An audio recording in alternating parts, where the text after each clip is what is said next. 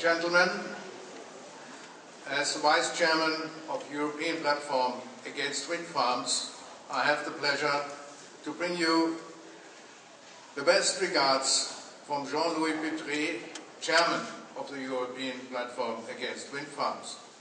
Let me read to you his letter. Fellow victims of the wind farm scourge, I am sorry not to be with you today.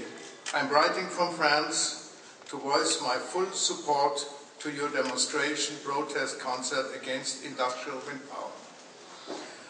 I do it as a chairman of the European Platform Against Wind Farms, regrouping 422 federations from 21 European countries fighting wind farm scandal, and also as president of French Federation Environment Durable, 720 French associations. Sweden is so beautiful that as I'm ashamed to imagine such a protected and natural green country destroyed by thousands of monstrous industrial wind turbines. The wind lobby is presently operating in France. We have a terrible experience. It is a nightmare. More than 10,000 turbines are under construction.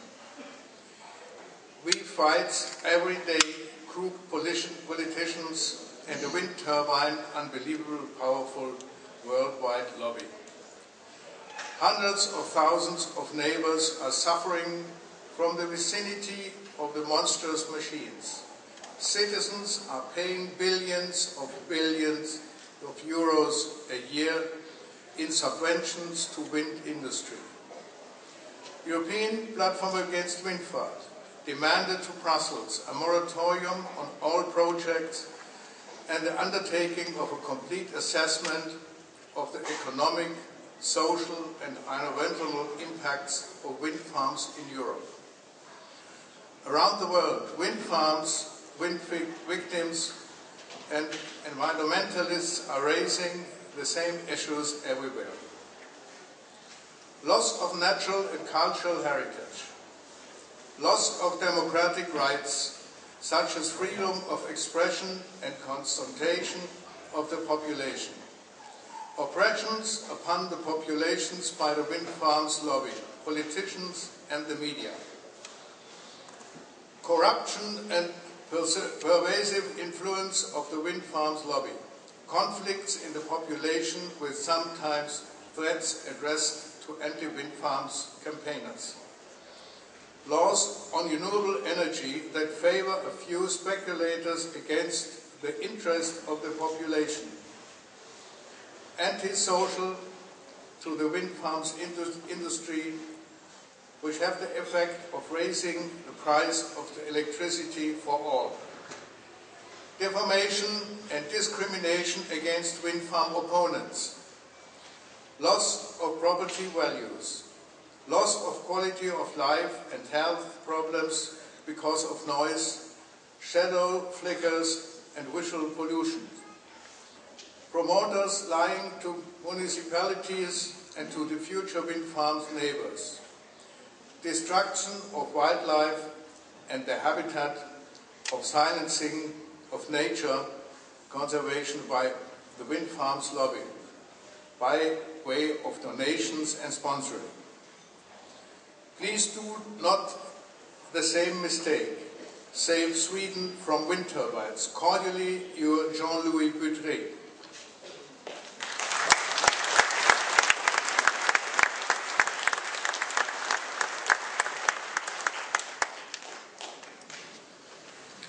Dear opponents against wind farms here in Knutstorp, in Sweden and whole Europe, as a chairman of the umbrella organization of citizens groups against wind energy in Germany, I deliver to you the kindest regards from the fellow victims of the country where the disaster of the ruining landscapes has its origin, next to Denmark. The success of the wind energy in Europe has its reason not in the gains of somewhere rather little wind, but by the German-born system of financing the so-called renewable energies, which simply means that the energy consumers has to take the burdens of all investments in this particular industry. Germany expects a price increase for electrical power of 10% at the end of this year. And this will happen in all countries with a high percentage of wind turbines and solar panels. But here in Knutsen, next to this wonderful old castle, which documents a lot of Scandinavian history, surrounded by a beautiful landscape, I'm really worried about the future of European culture. Well-kept countrysides and monuments represent the responsibility of a nation to her history, to her culture, or to her native country. Should we relinquish all those great demands of the people of Sweden and Europe just in favor to an industry which produces an energy nobody really needs? We all have to stay together and say no, no, and no again. What's supposed to happen here is happening in various places in Europe. Last year, European Platform Against Wind Farm organized a demonstration of the island of Saint-Michel and the Bay of Saint-Malo in France against 2 wind farms next to the worldwide known monastery, and succeeded. The Hohenzollern Castle, one of the best known landmarks in southern Germany, could be protected by help from the provincial government. Now the Wartburg, the famous castle where Martin Luther translated the Holy Bible in German language, is highly threatened by a big wind farm on the top of the mountain next to the castle. And so I could list many more examples in Europe. So let us ask all responsible politicians, members of parliaments as well as mayors, what they think about our cultural heritage, about the beauty of our landscapes, and the feeling of the people who have to live the rest of their life with gigantic wind monsters in their neighborhood.